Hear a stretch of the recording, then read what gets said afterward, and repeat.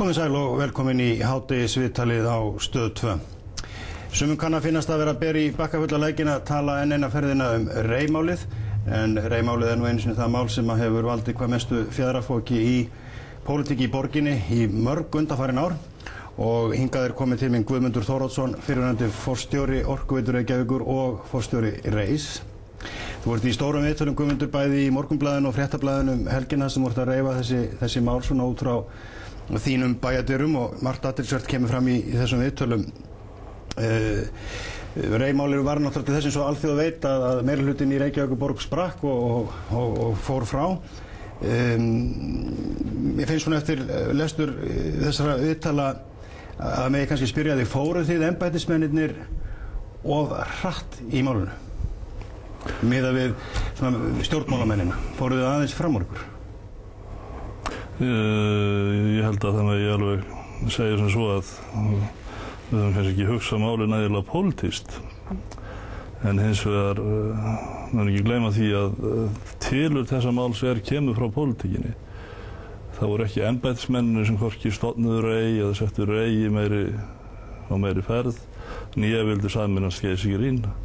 Það var pólitísk ákvörðun. En hins vegar var náttúrulega staðan kannski svolítið sérstök. Hvaða stjórnmálamenn voru þá? Rifið það nú, hverju voru í meirihluta og svona þegar það gert? Þetta meirihluti Sjálfstæðismanna og Framsóknarmanna. Já.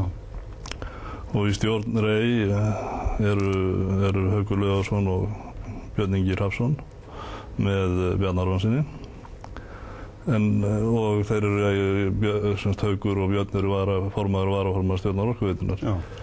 Það sem maður kannski segja eftir á að hyggja að náttúrulega þegar mann hugsa til þess að þá Haukur náttúrulega ekki pólitíkus.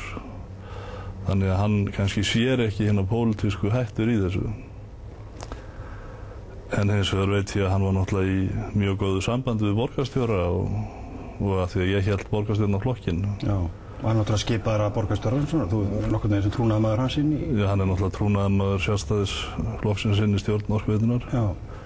Þannig að auðvitað hélt maður að það væri pólitískt bak við þetta saman.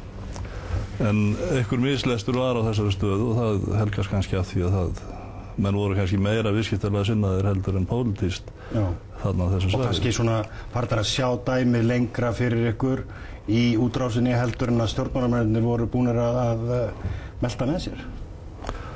Já, hann eins og verður nú svo oft í svona fyrirtækjum í vonberi eigu, sko. Að við sáum kannski tækifærin í stöðinni, en það voru hættunar sem voru að þvælast fyrir öðrum. Og það var náttúrulega stórkostleg tækifæri fyrir íslenska orkuútrás ef að búið að sameina þannig að krafta Rey, Geysi-Green og Enex í eitt stórt útrásarfyrirtæki með 80 milljarða eigið. Það hefði náttúrulega verið alveg stórkostleg tækifæri. Var þessi pólitíska sprenging öll og eftirleikurinn með Rey til þess að milljarða viðskipti glötuðust? Það er náttúrulega alltaf svo erfitt að spá til það, en þetta voru náttúrulega, eins og ég segi, mikil tækifæri sem fólust í þessari sterku stöðu. Já, en þau fóru forgörðum út af því hvernig fóru? Já, það er náttúrulega bara þetta allt annað heimur, en það hafa náttúrulega ekkert verið í þeim krafti sem hefði verið í útrás ef þetta hefði orðið. Þú lýsir því hérna í viðtalinu við Morgunblaðið, þar sem þú ert á fundi með stjórn Orkuveitunnar og pólitísku fulltrúum og ert að fara yfir stöðu mála. Og þú segir hér, ég var rétt byrjaður á kynningunni þegar allt fór í bál og brand og menn hnakkrifust. Skömmu síðan voru allir reknir út af fundurinn sem ekki tilheyrðu meirihlutanum í Reykjavík og meirihlutinn sat eftir og fór að gera út sín mál. Þetta hlýtur að hafa verið undarleg uppákoma fyrir því sem embættismenn að verða vitni af. Já, en kannski rétt taka fram að þetta var sem sagt meirihluti í borgarstöð sem verið var að kynna málið fyrir ásamt fulltrúum Akraness og Borgarness. En þetta var náttúrulega undarleg uppákoma, já, og maður fann það að það var eitthvað sem kraumaði undir niðri. En kom mér nú að vísu dálítið óvart að hópurinn virtist vera að heyra þessu alveg í fyrsta sinn, svona, það er mjög margir í honum allavega. Þannig að þetta var dálítið svona öflug viðbrögð, já. Nú auðvitað vitum við að ágreiningurinn innan Sjálfstæðisflokksins kannski snerist það að hvort að opinbert fyrirtæki ætti að vera í svona starfsemi, áhættu starfsemi jafnvel út í heimi og semst milli þeirra sem töldu að það ætti ekki að gerast og hinna sem að töldu að það væri í lagi. Var einfaldlega ekki búið að leggja þennan kapal upp fyrir mönnum? Voru menn ekki, þeir stofna til eins og þú bendir á stjórnmálamennir, en voru menn ekki búin að sjá fyrir sér að fyrirtæki myndi fá svona stór og mikil verkefni og þarna eru stóru fjármunir á ferðinni? Já, ég held nú, kannski þetta sé nú kannski partur af því sem þannig kemur fyrir er það að ég held að menn hafi kannski aldrei alveg trúað á möguleika okkur í útrás og kannski bröðið aldrei þegar að þeir síðan koma upp á borðið. Af því að það fylgir því og mikla skuldbindingar alveg eins og það fylgir því mikil tækifæri að fara í svona útrásarverkefni og ég held kannski að menn hafi haldið að þetta væri svona meira draumur heldur en veruleiki Og eitthvað svona snatt bara út í heima og brögðu við þegar við sáu hvað þetta voru stór og mikil verkefni? Já, hvað voru stór og mikil, hvað þau komu hratt og hvað þau kalluðu á mikla skuldbindingu með það ef þetta hefði bara verið lítil verkefni sem ég held að menn hafi kannski haldið að þetta yrði.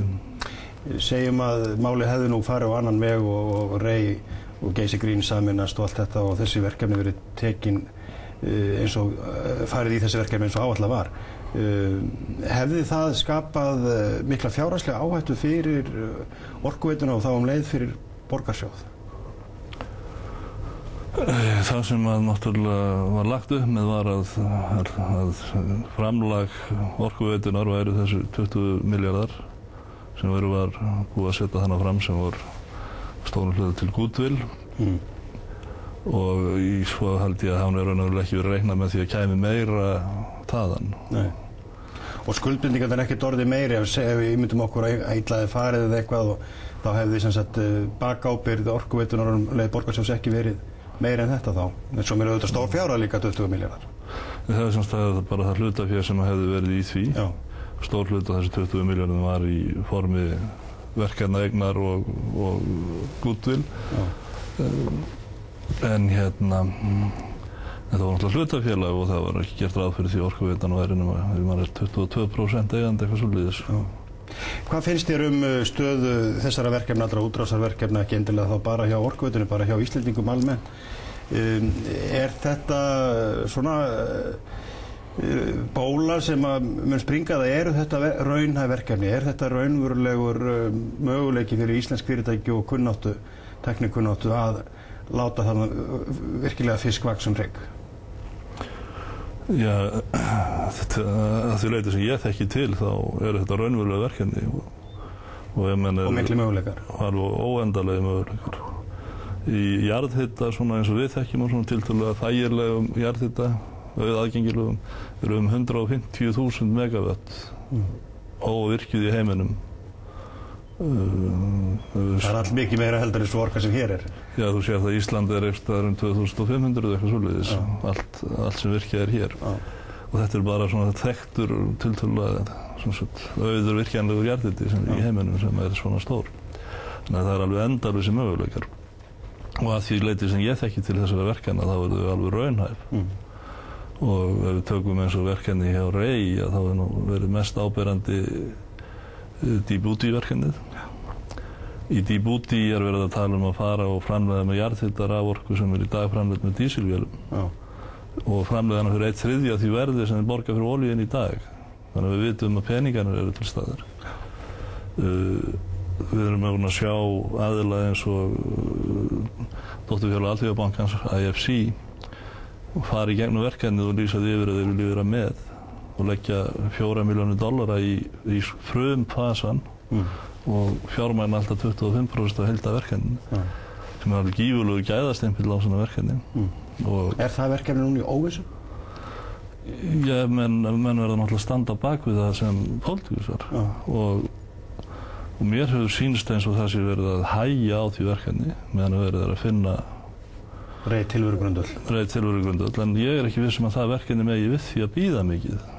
Og þar með farið milljarða tækifæri höndum ef það tónast? Já, það er náttúrulega fjárfesting upp á hvað var það, 150-200 milljónum dollara, já. Eitthvað 15-20 milljarða, fyrsti áfanginn í Djibouti. Þannig að við sjáum að það mikið verkefni. Já. Rétt að lokum við réttu mínútu eftir.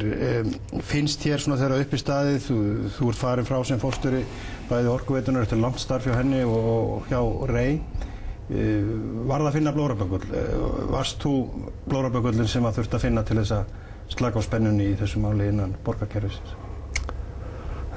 Ég veit ekki hvort að það sé rétt mat, sem sagt. Ég gerði náttúrulega líka einhverja kröfur það að menn fyndu þessu farveg til þess að ég vildi vera áfram. Þannig að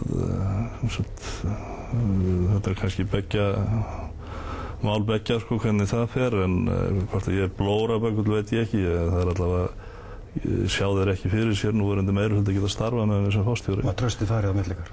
Greinilega. Þannig að það eflaust besta lausnin að ganga hreint til verks. Ég er ekkert að gráta það. Mér finnst þess að kannski að Orkuveitan og starfsmenn Orkuveitunar fái svona dálítið, sko, njóti ekki réttrar sínar sko, í öllu þessu málum. Sko. Það er alltaf verið að tala um einhver smáverkefni eins og einhverja rækjur eða eitthvað. En menn gleyma hlutum eins og það að orkuverð hefur lækkað 30% á festu verðlagi í rafmagnið. Og borga 20 milljarði í borgarsjóð. Við komumst, já, að vera stórfyrirtæki auðvitað hér í borginni eins og gegnum tíðina hefur verið. Því miður í tíminn búin, Guðmundur, komumst ekki lengra. Takk að kærlega fyrir komin til okkar í hádegisviðtalið. Já, takk sömuleiðis.